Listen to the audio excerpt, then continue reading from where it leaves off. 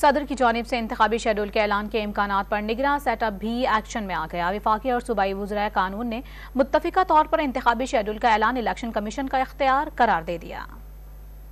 وفاقی وزیر قانون احمد عرفان اسلم نے واضح کیا کہ آئین کے مطابق عام انتخابات کا انعقاد اور انتخابات کی تاریخ کا اعلان الیکشن کمیشن کا اختیار ہے۔ ملاقات میں وزراء نے جمہوریت کے اصولوں کو برقرار رکھنے اور انتخابات کے شفاف انعقاد کو یقینی بنانے کی اہمیت پر زور دیا، جبکہ عام انتخابات اور قومی یا چاروں صوبہ اسمبلیوں کے انتخابات کا انعقاد ایک ہی دن کرنے پر بھی غور کیا گیا۔ ملاقات میں پنجاب سے کنور دلشاد، سندھ سے محمد عمر سومرو، خیبر پختونخوا سے ارشد حسین شاہ اور بلوچستان سے امان اللہ کنرانی نے شرکت کی۔ نگراں وزیر قانون نے صدر مملکت سے ملاقات میں بھی عام انتخابات سے متعلق امور پر مشاورت کی تھی۔ انہوں نے ملک میں آئین کی بالادستی برقرار رکھنے پر زور دیا تھا، جبکہ پی ٹی آئی کے جنرل سیکرٹری عمر ایوب نے صدر مملکت کے نام لکھے گئے خط میں ان سے عام انتخابات کی تاریخ دینے کا مطالبہ کیا تھا۔ پاکستان بار کونسل نے بھی صدر مملکت پر 90 روز میں انتخابات کے لیے آئینی کردار ادا کرنے پر زور دیا تھا۔